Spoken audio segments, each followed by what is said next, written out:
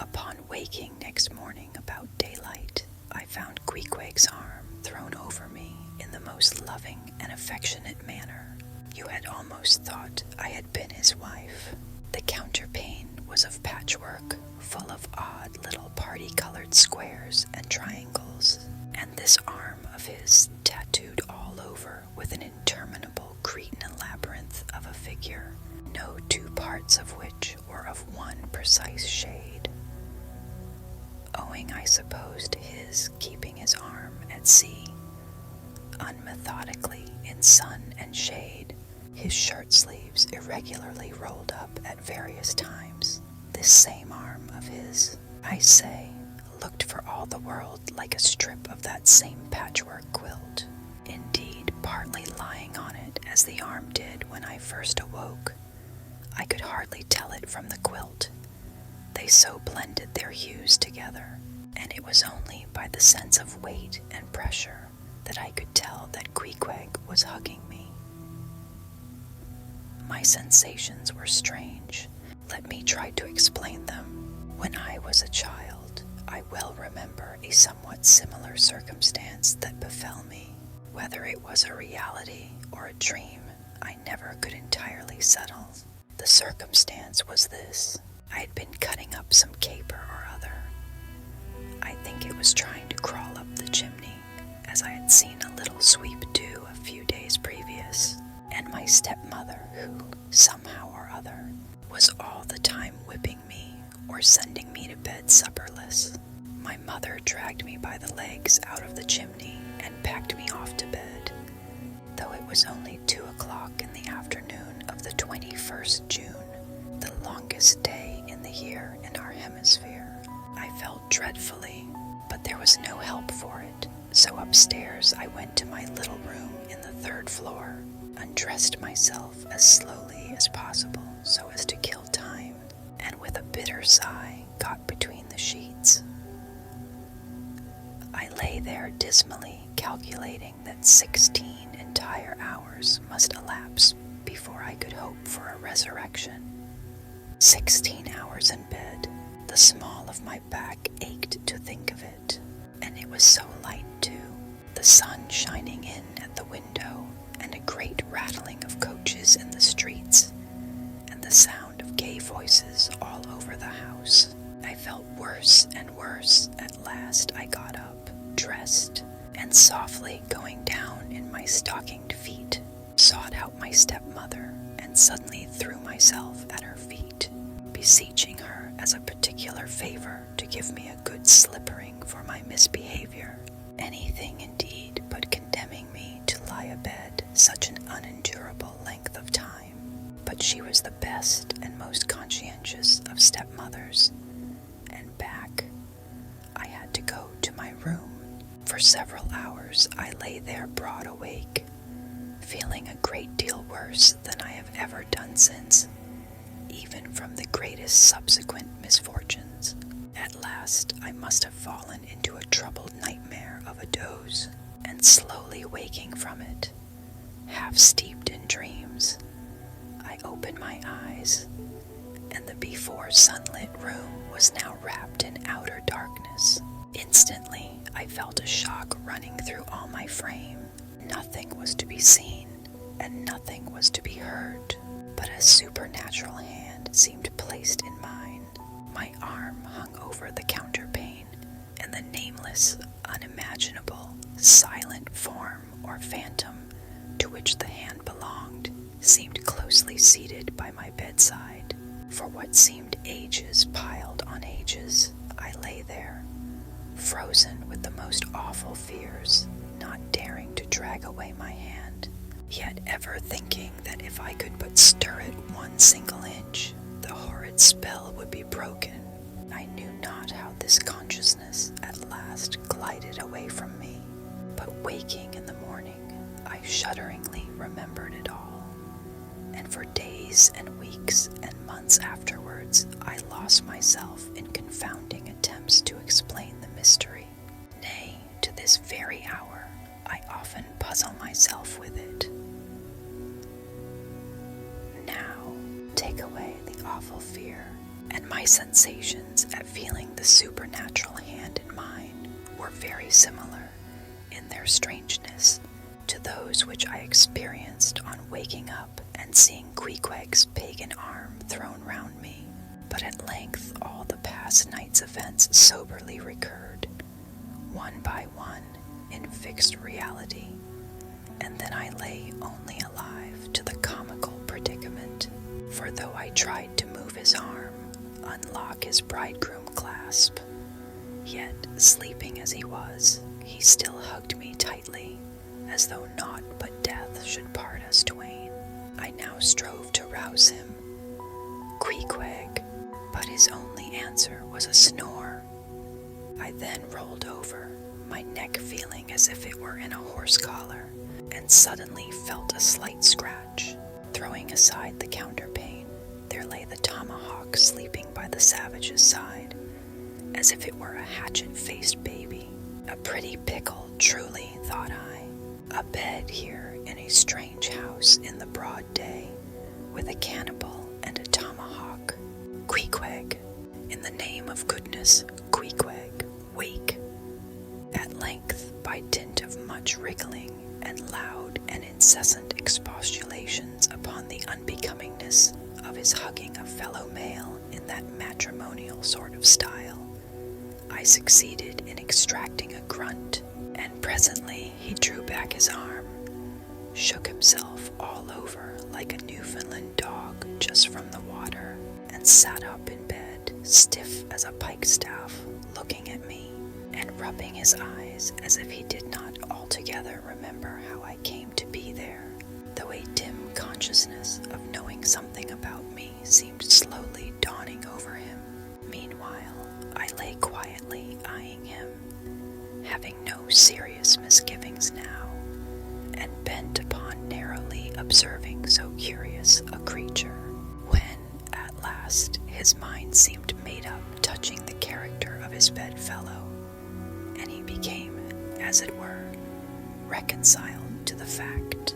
He jumped out upon the floor, and by certain signs and sounds gave me to understand that, if it pleased me, he would dress first, and then leave me to dress afterwards, leaving the whole apartment to myself. Thinks I, Queequeg, under the circumstances, this is a very civilized overture. But the truth is, these savages have an innate sense of delicacy. Say what you will, it is marvelous how essentially polite they are. I pay this particular compliment to Queequeg, because he treated me with so much civility and consideration, while I was guilty of great rudeness, staring at him from the bed and watching all his toilette motions. For the time, my curiosity getting the better of my breeding. Nevertheless, a man like Queequeg you don't see every day. He and his ways were well worth unusual regarding. He commenced dressing at top by donning his beaver hat, a very tall one, by the by, and then, still minus his trousers, he hunted up his boots.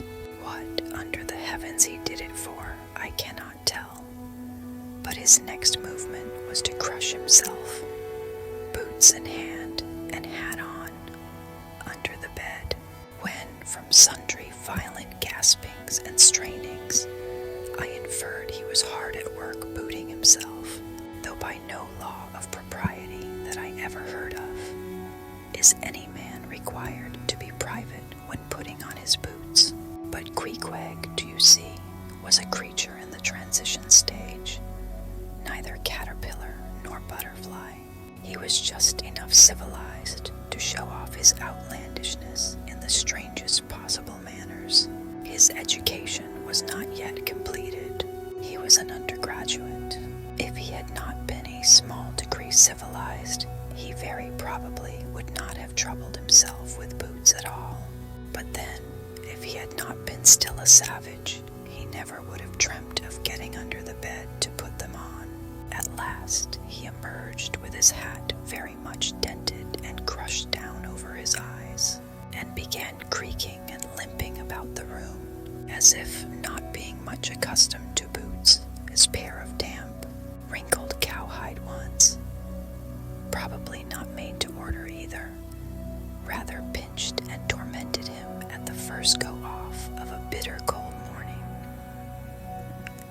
seeing now that there were no curtains to the window, and that the street being very narrow, the house opposite commanded a plain view into the room, and observing more and more the indecorous figure that Queequeg made, staving about with little else but his hat and boots on, I begged him as well as I could to accelerate his toilet somewhat, and particularly to get into his pantaloons as soon as possible.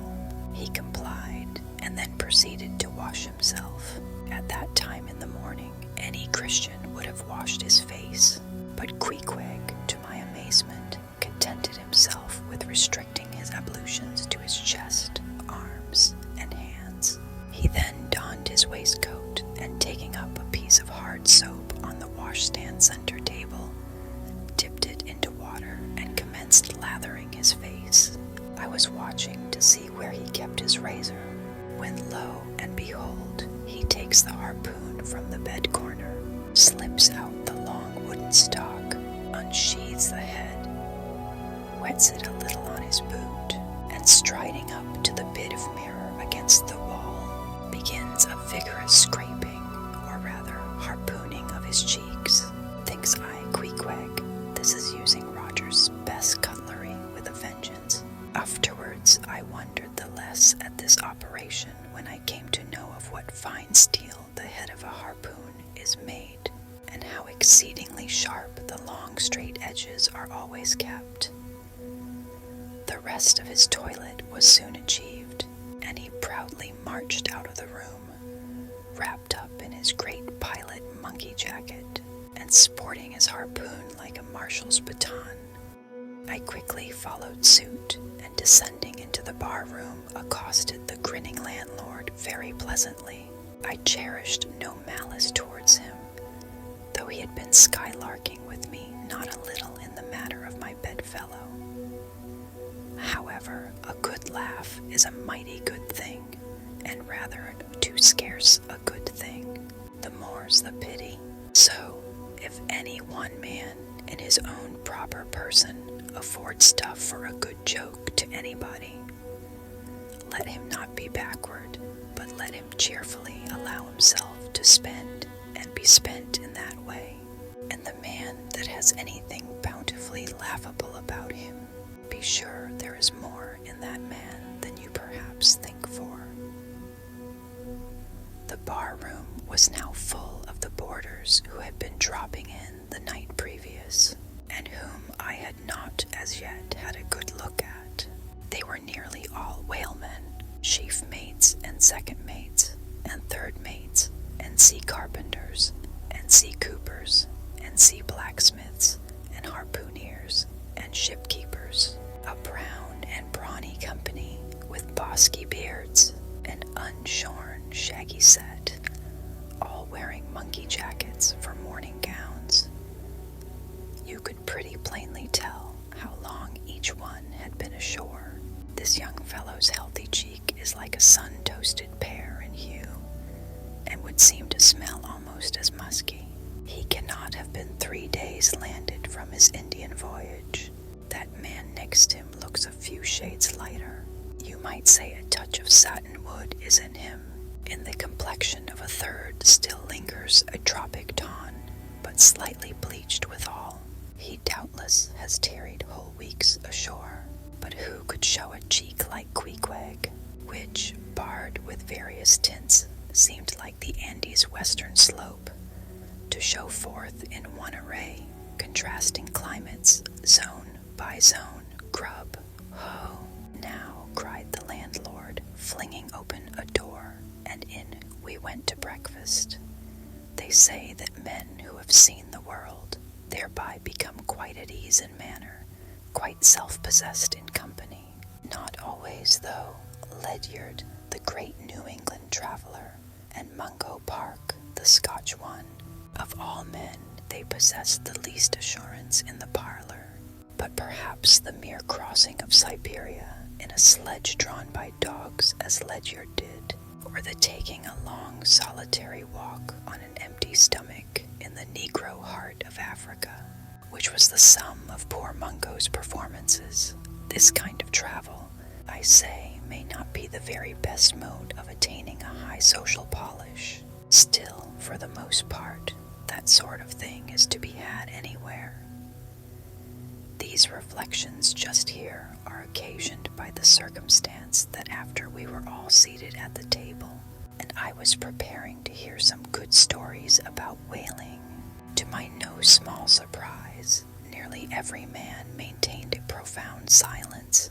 And not only that, but they looked embarrassed.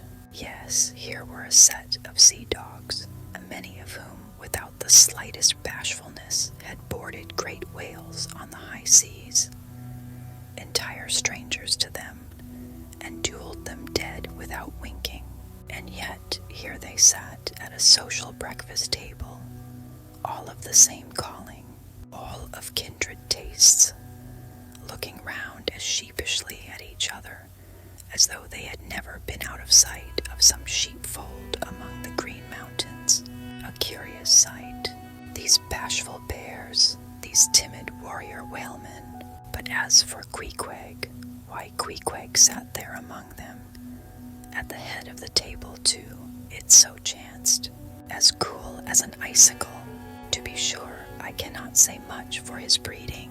His greatest admirer could not have cordially justified his bringing his harpoon into breakfast with him, and using it there without ceremony, reaching over the table with it, to the imminent jeopardy of many heads, and grappling the beefsteaks towards him. But that was certainly very coolly done by him, and everyone knows that in most people's estimation, to do anything coolly is to do it genteelly. We will not speak of all Queequeg's peculiarities here, how he eschewed coffee and hot rolls, and applied his undivided attention to beefsteaks done rare. Enough that when breakfast was over, he withdrew like the rest into the public room, lighted his tomahawk pipe, and was sitting there quietly digesting and smoking with his inseparable hat on, when I sallied out for a stroll. If I had been astonished at first catching a glimpse of so outlandish an individual as Queequeg circulating among the polite society of a civilized town, that astonishment soon departed upon taking my first daylight stroll through the streets of New Bedford. In thoroughfares nigh the docks, any considerable seaport will frequently offer to view the queerest-looking nondescripts from foreign parts. Even in Broadway and Chestnut Streets, Mediterranean mariners will sometimes jostle the affrighted ladies. Regent Street is not unknown to Lascars and Malays, and at Bombay, in the Apollo Green, live Yankees have often scared the natives. But New Bedford beats all Water Street and Wapping. In these last-mentioned haunts, you see only sailors, but in New Bedford, actual cannibals stand chatting at street corners, savages outright, many of whom yet carry on their bones unholy flesh. It makes a stranger stare. But besides the Fijians, Tonga-Tabuers, Aromangoans, Penangians, and Bratians, and besides the wild specimens of the whaling craft which unheeded reel about the streets, you will see other sights still more curious, certainly more comical. There weekly arrive in this town scores of green Vermonters and New Hampshire men, all athirst for gain and glory in the fishery. They are mostly young, of stalwart frames, fellows who have felled forests, and now seek to drop the axe and snatch the whale lands. Many are as green as the Green Mountains whence they came. In some things you would think them but a few hours old. Look there, that chap strutting round the corner. He wears a beaver hat and swallow-tailed coat, girdled with a sailor belt and sheath knife. Here comes another with a sou'wester and a bombazine cloak. No town-bred dandy will compare with a country-bred one. I mean a downright pumpkin dandy, a fellow that, in the dog days, will mow his 2 acres in buckskin gloves for fear of tanning his hands. Now, when a country dandy like this takes it into his head to make a distinguished reputation and joins the great whale fishery. You should see the comical things he does upon reaching the seaport. In bespeaking his sea outfit, he orders bell buttons to his waistcoats, straps to his canvas trousers.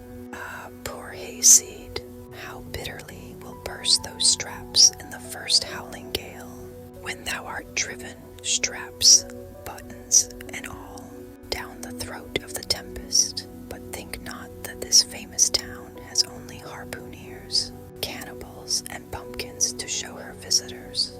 Not at all. Still, New Bedford is a queer place. Had it not been for us whalemen, that tract of land would this day perhaps have been in as howling condition as the coast of Labrador. As it is, parts of her back country are enough to frighten one. They look so bony. The town itself is perhaps the dearest place to live in all New England. It is a land of oil, true enough, but not like Canaan, a land also of corn and wine. The streets do not run with milk, nor in the springtime do they pave them with fresh eggs. Yet, in spite of this, nowhere in all America will you find more patrician-like houses, parks and gardens more opulent than in New Bedford. Whence came they? How planted upon this once scraggy scoria of a country? Go and gaze upon the iron emblematical harpoons round yonder lofty mansion, and your question will be answered. Yes, all these brave houses and flowery gardens came from the Atlantic, Pacific, and Indian Oceans. One and all, they were harpooned and dragged up hither from the bottom of the sea. Can Herr Alexander perform a feat like that? In New Bedford, fathers, they say, give whales for dowers to their daughters, and portion off their nieces with a few porpoises apiece. You must go to New Bedford to see a brilliant wedding, for they say they have reservoirs of oil in every house, and every night recklessly burn their lengths in spermaceti candles. In summertime, the town is sweet to see, full of fine maples, long avenues of green and gold, and in August, high in air, the beautiful and bountiful horse chestnuts, candelabra-wise, proffer the passer-by their tapering upright cones of congregated blossoms. So omnipotent is art, which in many a district of New Bedford has superinduced bright terraces of flowers upon the barren refuse rocks thrown aside at creation's final day. And the women of New Bedford, they bloom like their own red roses, but roses only bloom in summer, whereas the fine carnation of their cheeks is perennial as sunlight in the seventh heavens. Elsewhere match that bloom of theirs ye cannot, save in Salem, where they tell me the young girls breathe such musk. Their sailor sweethearts smell them miles offshore, as though they were drawing nigh the odorous Moluccas, instead of the puritanic sands. In this same New Bedford there stands a whaleman's chapel, and few are the moody fishermen, shortly bound for the Indian Ocean or Pacific, who failed to make a Sunday visit to the spot. I am sure that I did not. Returning from my first morning stroll, I again sallied out upon this special errand. The sky had changed from clear, sunny cold to driving sleet and mist. Wrapping myself in my shaggy jacket of the cloth called bearskin, I fought my way against the stubborn storm. Entering, I found a small, scattered congregation of sailors, and sailors' wives and widows. A muffled silence reigned, only broken at times by the shrieks of the storm. Each silent worshipper seemed purposely sitting apart from the other, as if each silent grief were insular and incommunicable. The chaplain had not yet arrived, and there these silent islands of men and women sat steadfastly eyeing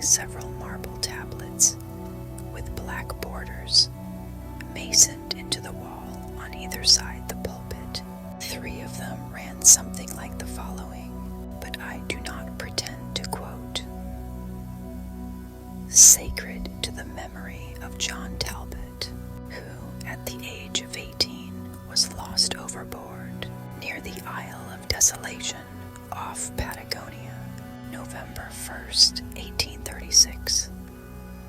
This tablet is erected to his memory by his sister, sacred to the memory of Robert Long, Willis Ellery, Nathan Coleman, Walter Canny, Seth Macy, and Samuel Clegg, forming one of the boat's crews of the ship Eliza, who were towed out of sight by a whale on the offshore ground in the Pacific, December 31st, 1839. This marble is here placed by their surviving shipmates, sacred to the memory of the late Captain Ezekiel Hardy, who in the bows of his boat was killed by a sperm whale on the coast of Japan, August the 3rd, 1833. This tablet is erected to his memory by his widow.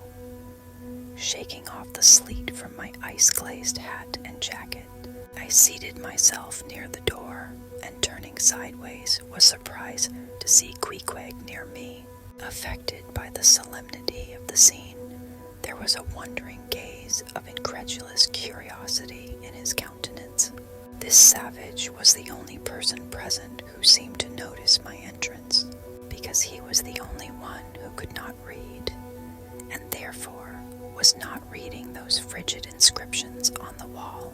Whether any of the relatives of the seamen whose names appeared there were now among the congregation, I knew not, but so many are the unrecorded accidents in the fishery, and so plainly did several women present wear the countenance, if not the trappings of some unceasing grief, that I feel sure that here before me were assembled those in whose unhealing hearts the sight of those bleak tablets sympathetically caused the old wounds to bleed afresh. Oh, ye whose dead lie buried beneath the green grass, who standing among flowers can say, Here, here lies my beloved, ye know not the desolation that broods in bosoms like these.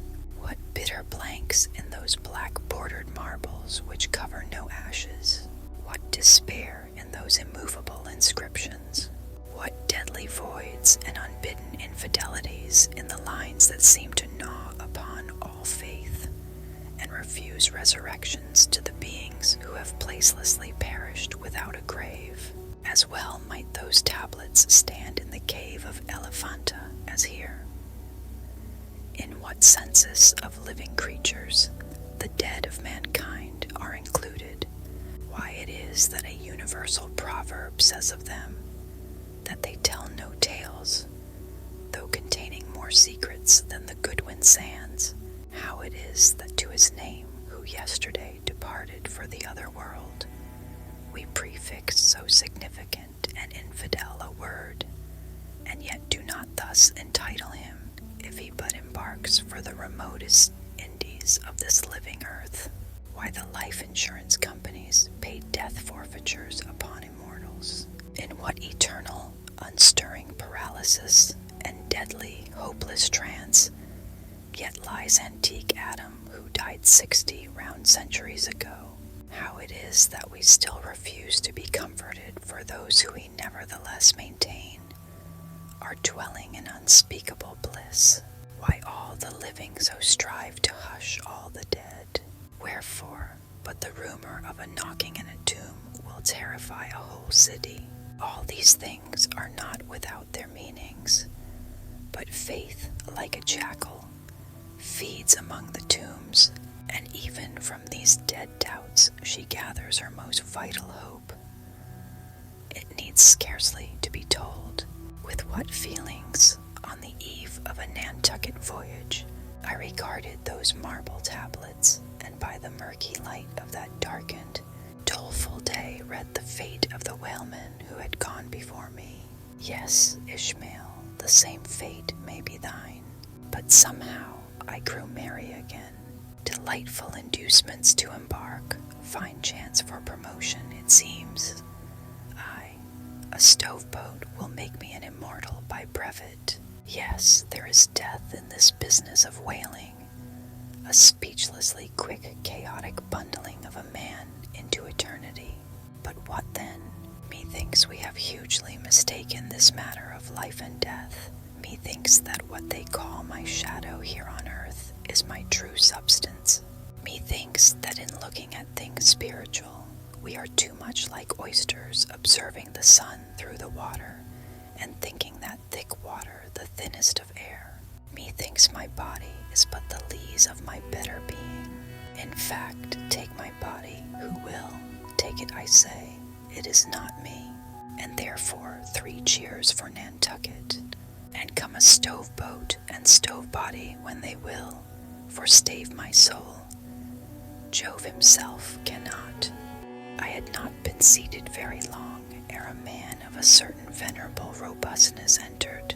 Immediately as the storm-pelted door flew back upon admitting him, a quick regardful eyeing of him by all the congregation sufficiently attested that this fine old man was the chaplain. Yes, it was the famous Father Mapple, so called by the whalemen, among whom he was a very great favorite. He had been a sailor and a harpooner in his youth, but for many years past had dedicated his life to the ministry. At the time I now write of, Father Mapple was in the hardy winter of a healthy old age, that sort of old age which seems merging into a second flowering youth, for among all the fissures of his wrinkles there shone certain mild gleams of a newly developing bloom, the spring verdure peeping forth even beneath February's snow. No one having previously heard his history could for the first time behold Father Mapple without the utmost interest, because there were certain engrafted clerical peculiarities about him, imputable to that adventurous maritime life he had led. When he entered, I observed that he carried no umbrella, and certainly had not come in his carriage, for his tarpaulin hat ran down with melting sleet, and his great pilot cloth jacket seemed almost to drag him to the floor with the weight of the water it had absorbed. However, hat and coat and overshoes were one by one removed, and hung up in a little space in an adjacent corner, when, arrayed in a decent suit, he quietly approached the pulpit. Like most old-fashioned pulpits, it was a very lofty one, and since a regular stairs to such a height would, by its long angle with the floor, seriously contract the already small area of the chapel, the architect, it seemed, had acted upon the hint of Father Mapple, and finished the pulpit without a stairs, substituting a perpendicular side ladder, like those used in mounting a ship from a boat at sea.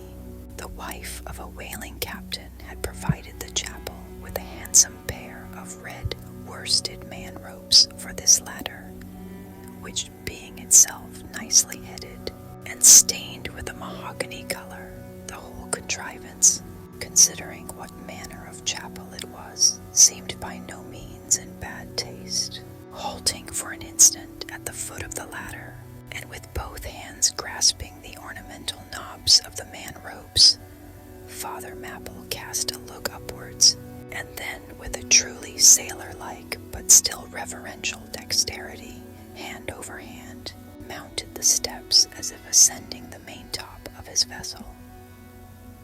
The perpendicular parts of this side ladder, as is usually the case with swinging ones, were of cloth-covered rope, only the rounds were of wood, so that at every step there was a joint. At my first glimpse of the pulpit, it had not escaped me that however convenient for a ship, these joints in the present instance seemed unnecessary, for I was not prepared to see Father Mapple, after gaining the height, slowly turn round, and stooping over the pulpit, deliberately drag up the ladder step by step till the whole was deposited within, leaving him impregnable in his little Quebec. I pondered some time without fully comprehending the reason for this. Father Mapple enjoyed such a wide reputation for sincerity and sanctity not suspect him of courting notoriety by any mere tricks of the stage. No, thought I, there must be some sober reason for this thing. Furthermore, it must symbolize something unseen. Can it be, then, that by that act of physical isolation, he signifies his spiritual withdrawal for the time from all outward worldly ties and connections? Yes, for replenished with the meat and wine of the Word, to the faithful man of God, this pulpit, I see, is a self-containing stronghold, a lofty Ehrenbreitstein with a perennial well of water within the walls. But the side ladder was not the only strange feature of the place, borrowed from the chaplain's former seafarings. Between the marble cenotaphs on either hand of the pulpit, the wall which formed its back was adorned with a large painting, representing a gallant ship beating against a terrible storm off a lee coast of black rocks and snowy breakers. But high above the flying scud and dark rolling clouds, there floated a little isle of sunlight, from which beamed forth an angel's face, and this bright face shed a distinct spot of radiance upon the ship's tossed deck, something like that silver plate now inserted into the Victory's plank where Nelson fell. Ah, noble ship, the angel seemed to say, beat on, thou noble ship, and bear a hardy helm, for lo, the sun is breaking through, the clouds are rolling off, serenest azure is at hand. Nor was the pulpit itself without a trace of the same sea taste that had achieved the ladder and the picture. Its paneled front was in the likeness of a ship's bluff bows, and the Holy Bible rested on a projecting piece of scroll-work, fashioned after a ship's fiddle-headed beak. What could be more full of meaning? For the pulpit is ever this earth's foremost part. All the rest comes in its rear. The pulpit leads the world. From thence it is the storm of God's quick wrath is first descried, and the bow must bear the earliest brunt. From thence it is the god of breezes fair or foul is first invoked for favorable winds. Yes, the world's a ship on its passage out, and not a voyage complete, and the pulpit is its prow. Father Mapple rose, and in a mild voice of unassuming authority, ordered the scattered people to condense. Starboard gangway there, side away to larboard. Larboard gangway to starboard. Midships, midships.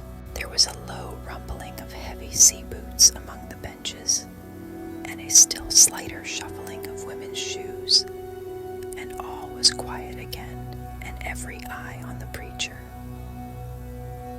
He paused a little, then kneeling in the pulpit's bows, folded his large brown hands across his chest, uplifted his closed eyes, and offered a prayer so deeply devout that he seemed kneeling and praying at the bottom of the sea. This ended in prolonged solemn tones, like the continual tolling of a bell in a ship that is foundering at sea in a fog. In such tones he commenced reading the following hymn, but changing his manner towards the concluding stanzas, burst forth with appealing exultation and joy. The ribs and terrors in the whale arched over me a dismal gloom, while all God's sunlit waves rolled by and lift me deepening down to doom. I saw the opening maw of hell, with endless pains and sorrows there, which none but they that feel can tell. Oh, I was plunging to despair. In black distress I called my God.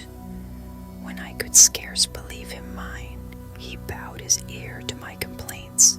No more the whale did me confine. With speed he flew to my relief, as on a radiant dolphin borne. Awful, yet bright as lightning shone. The face of my deliverer God. My song forever shall record that terrible, that joyful hour. I give the glory to my God, his all the mercy and the power. Nearly all joined in singing this hymn, which swelled high above the howling of the storm. A brief pause ensued. The preacher slowly turned over the leaves of the Bible, and at last, folding his hand down upon the proper page, said, "Beloved shipmates," clinched the last verse of the first chapter of Jonah. And God had prepared a great fish to swallow up Jonah. Shipmates, this book, containing only 4 chapters, 4 yarns, is one of the smallest strands in the mighty cable of the Scriptures. Yet what depths of the soul does Jonah's deep sea line sound? What a pregnant lesson to us is this prophet. What a noble thing is that canticle in the fish's belly. How billow-like and boisterously grand. We feel the floods surging over us. We sound with him to the kelpy bottom of the waters. Seaweed and all the slime of the sea is about us. But what is this lesson that the book of Jonah teaches? Shipmates, it is a 2-stranded lesson. A lesson to us all as sinful men, and a lesson to me as a pilot of the living God. As sinful men, it is a lesson to us all, because it is a story of the sin, hard-heartedness, suddenly awakened fears, the swift punishment, repentance, prayers, and finally the deliverance and joy of Jonah. As with all sinners among men, the sin of the son of Amittai was in his willful disobedience of the command of God. Never mind now what that command was, or how conveyed, which he found a hard command. But all the things that God would have us do are hard for us to do. Remember that, and hence he oftener commands us than endeavors to persuade. And if we obey God, we must disobey ourselves. And it is in this disobeying ourselves wherein the hardness of obeying God consists. With this sin of disobedience in him, Jonah still further flouts at God. By seeking to flee from him, he thinks that a ship made by men will carry him into countries where God does not reign, but only the captains of this earth. He skulks about the wharves of Joppa and seeks a ship that's bound for Tarshish. There lurks, perhaps, a hitherto unheeded meaning here. By all accounts, Tarshish could have been no other city than the modern Cadiz. That's the opinion of learned men. And where is Cadiz, shipmates? Cadiz is in Spain, as far by water from Joppa as Jonah could possibly have sailed in those ancient days, when the Atlantic was an almost unknown sea. Because Joppa, the modern Jaffa, shipmates, is on the most easterly coast of the Mediterranean, the Syrian, and Tarshish or Cadiz more than 2,000 miles to the westward from that, just outside the Straits of Gibraltar. See ye not then, shipmates, that Jonah sought to flee worldwide from God? Miserable man! Oh, most contemptible and worthy of all scorn, with slouched hat and guilty eye, skulking from his God, prowling among the shipping like a vile burglar, hastening to cross the seas. So disordered, self-condemning is his look, that had there been policemen in those days, Jonah, on the mere suspicion of something wrong, had been arrested ere he touched a deck. How plainly he's a fugitive, no baggage, not a hat box, valise, or carpet bag. No friends accompany him to the wharf with their adieu. At last, after much dodging search, he finds the Tarshish ship receiving the last items of her cargo, and as he steps on board to see its captain in the cabin, all the sailors for the moment desist from hoisting in the goods to mark the stranger's evil eye. Jonah sees this, but in vain he tries to look all ease and confidence. In vain essays his wretched smile. Strong intuitions of the man assure the mariners he can be no innocent. In their gamesome but still serious way, one whispers to the other, "Jack, he's robbed a widow," or "Joe, do you mark him? He's a bigamist," or "Harry lad, I guess he's the adulterer that broke jail in old Gomorrah," or belike, "One of the missing murderers from Sodom." Another runs to read the bill that's stuck against the spile upon the wharf to which the ship is moored, offering 500 gold coins for the apprehension of a parricide, and containing a description of his person. He reads and looks from Jonah to the bill, while all his sympathetic shipmates now crowd round Jonah, prepared to lay their hands upon him. Frighted Jonah trembles, and summoning all his boldness to his face, only looks so much the more a coward. He will not confess himself suspected, but that itself is strong suspicion, so he makes the best of it.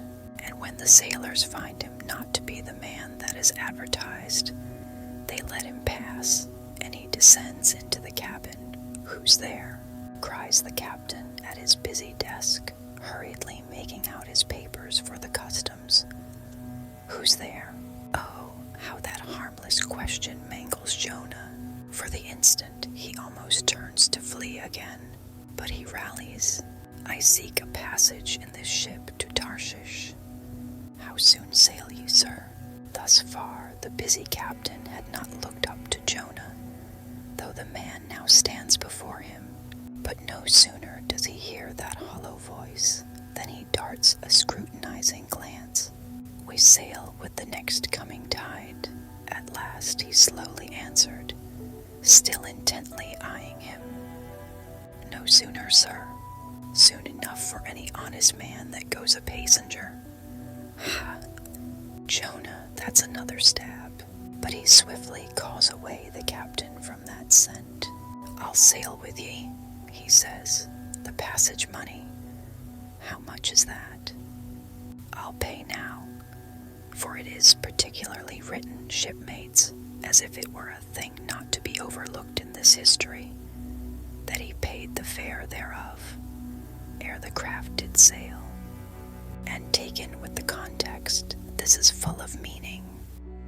Now Jonah's captain, shipmates, was one whose discernment detects crime in any, but whose cupidity exposes it only in the penniless. In this world, shipmates, sin that pays its way can travel freely, and without a passport, whereas virtue, if a pauper, is stopped at all frontiers. So Jonah's captain prepares to test the length of Jonah's purse ere he judge him openly. He charges him thrice the usual sum, and it's assented to. Then the captain knows that Jonah is a fugitive, but at the same time resolves to help a flight that paves its rear with gold. Yet when Jonah fairly takes out his purse, prudent suspicions still molest the captain. He rings every coin to find a counterfeit. "Not a forger anyway," he mutters, and Jonah is put down for his passage. "Point out my stateroom, sir," says Jonah now. "I'm travel-weary. I need sleep." "Thou lookest like it," says the captain. "There's thy room." Jonah enters and would lock the door, but the lock contains no key. Hearing him foolishly fumbling there, the captain laughs lowly to himself and mutters something about the doors of convicts' cells being never allowed to be locked within. All dressed and dusty as he is, Jonah throws himself into his berth and finds the little stateroom ceiling almost resting on his forehead. The air is close and Jonah gasps. Then, in that contracted hole, sunk too beneath the ship's waterline, Jonah feels the heralding presentiment of that stifling hour. when the whale shall hold him in the smallest of his bowels wards. Screwed at its axis against the side, a swinging lamp slightly oscillates in Jonah's room, and the ship, heeling over towards the wharf with the weight of the last bales, received the lamp, flame, and all, though in slight motion, still maintains a permanent obliquity with reference to the room, though in truth and infallibly straight itself, it but made obvious the false lying levels among which it hung. The lamp alarms and frightens Jonah, as lying in his berth his tormented eyes roll round the place, and this thus far successful fugitive finds no refuge for his restless glance, but that contradiction in the lamp more and more appalls him. The floor, the ceiling, and the side are all awry. Oh, so my conscience hangs in me, he groans, straight upwards, so it burns, but the chambers of my soul are all in crookedness, like one who after a night of drunken revelry hies to his bed, still reeling, but with conscience yet pricking him, as the plungings of the Roman racehorse, but so much the more strike his steel tags into him, as one who in that miserable plight still turns and turns in giddy anguish, praying God for annihilation until the fit be past, and at last amid the whirl of woe he feels, a deep stupor steals over him, as over the man who bleeds to death, for conscience is the wound, and there's naught to staunch it.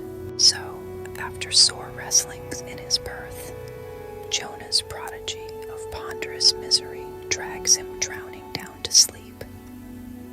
And now the time of tide has come. The ship casts off her cables, and from the deserted wharf the uncheered ship for Tarshish, all careening, glides to sea. That ship, my friends, was the first of recorded smugglers. The contraband was Jonah, but the sea rebels, he will not bear the wicked burden. A dreadful storm comes on, the ship is like to break, but now when the boatswain calls all hands to lighten her, when boxes, bales, and jars are clattering overboard, when the wind is shrieking and the men are yelling, and every plank thunders with trampling feet right over Jonah's head, in all this raging tumult, Jonah sleeps his hideous sleep. He sees no black sky and raging sea, feels not the reeling timbers, and little hears he or heeds he the far rush of the mighty whale, which even now with open mouth is cleaving the seas after him. Aye, shipmates, Jonah was gone down into the sides of the ship, a berth in the cabin as I have taken it, and was fast asleep, but the frightened master comes to him and shrieks in his dead ear, "What meanest thou, O sleeper? Arise." Startled from his lethargy by that direful cry, Jonah staggers to his feet, and stumbling to the deck, grasps a shroud to look out upon the sea. But at that moment he is sprung upon by a panther billow leaping over the bulwarks.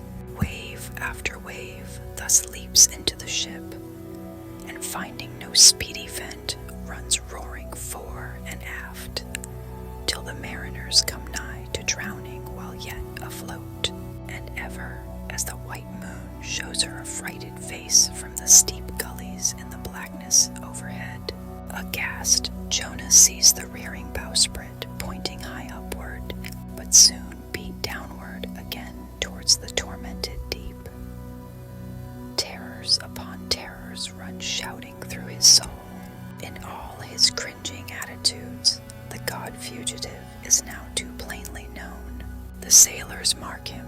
More and more certain grow their suspicions of him, and at last, fully to test the truth, by referring the whole matter to high heaven, they fall to casting lots, to see for whose cause this great tempest was upon them. The lot is Jonah's, that discovered Then how furiously they mob him with their questions. What is thine occupation? Whence comest thou? Thy country? What people? But mark now, my shipmates, the behavior of poor Jonah. The eager mariners but ask him who he is and where from, whereas they not only receive an answer to those questions, but likewise another answer to a question not put by them. But the unsolicited answer is forced from Jonah by the hard hand of God that is upon him. I am a Hebrew, he cries, and then, I fear the Lord, the God of heaven, who hath made the sea and the dry land. Fear him, O Jonah. Aye. Well mightest thou fear the Lord God then. Straightway he now goes on to make a full confession, whereupon the mariners became more and more appalled, but still are pitiful. For when Jonah, not yet supplicating God for mercy, since he but too well knew the darkness of his deserts, when wretched Jonah cries out to them to take him and cast him forth into the sea, for he knew that for his sake this great tempest was upon them, they mercifully turn from him and seek by other means to save the ship. But all in vain. The indignant gale howls louder. Then, with one hand raised invokingly to God, with the other they not unreluctantly lay hold of Jonah.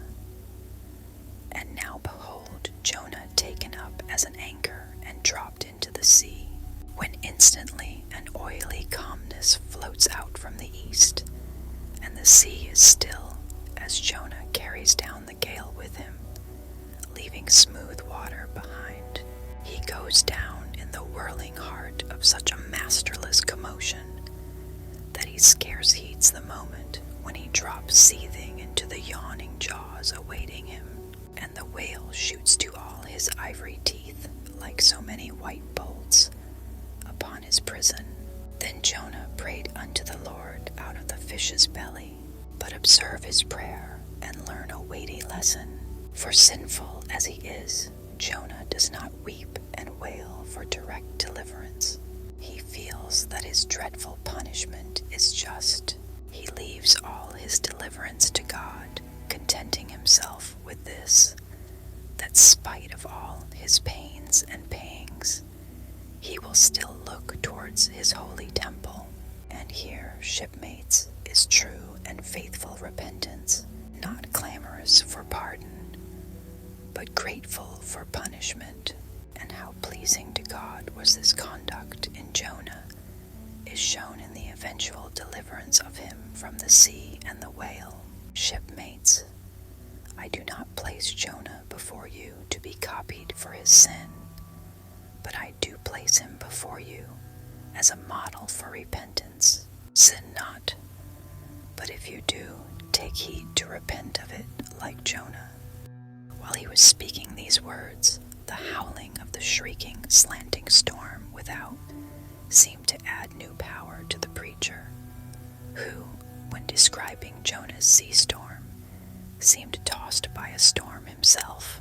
His deep chest heaved as with a groundswell.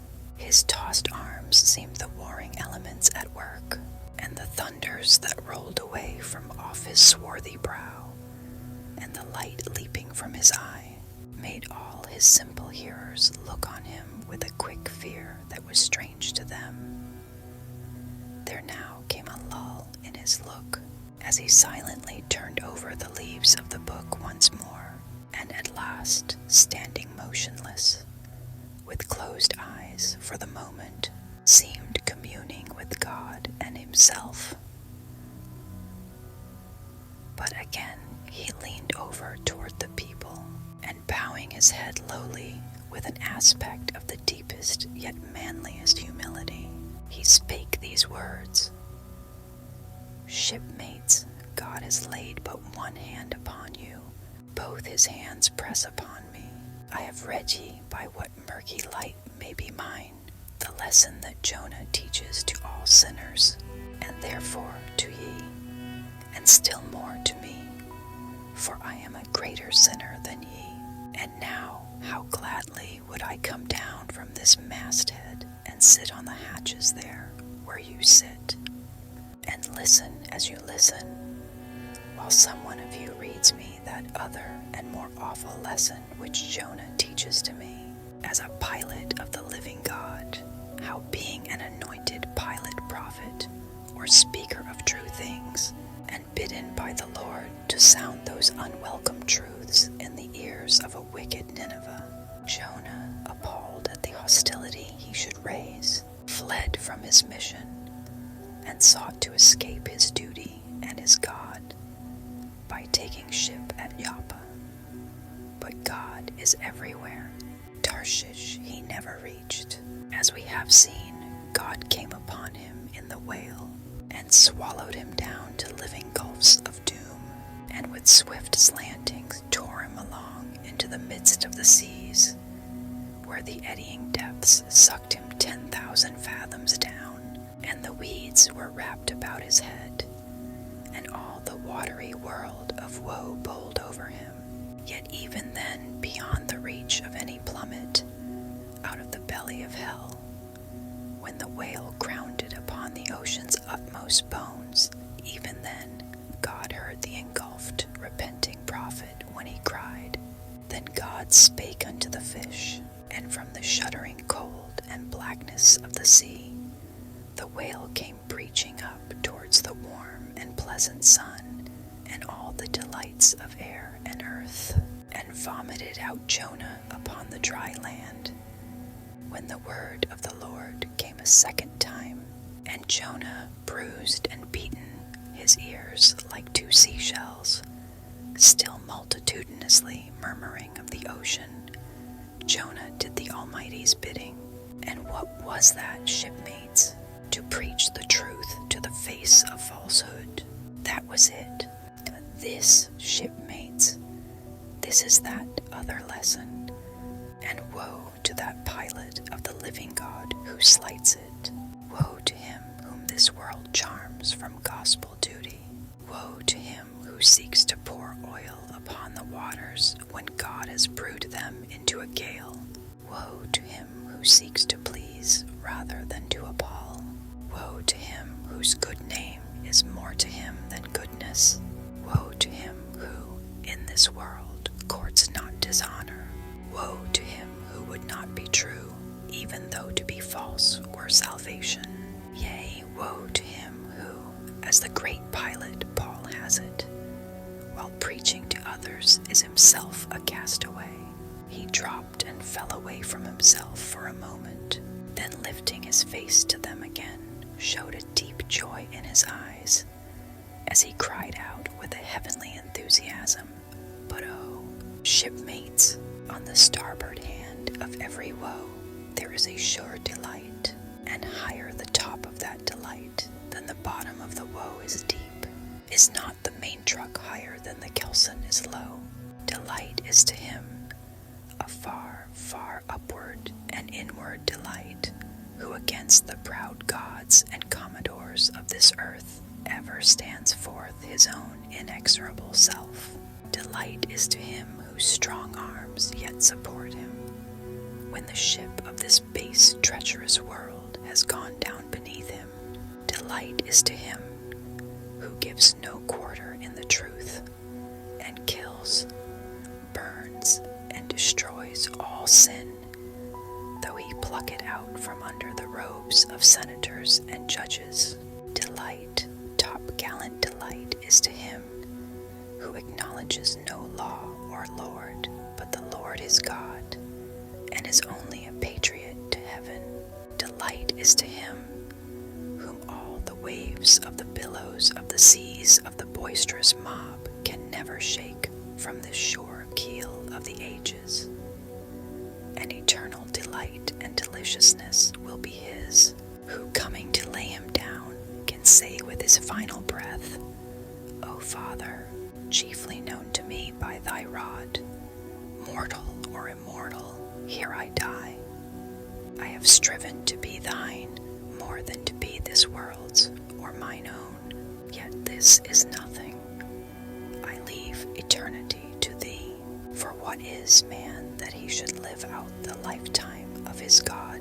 He said no more, but slowly waving a benediction, covered his face with his hands, and so remained kneeling till all the people had departed, and he was left alone in the place.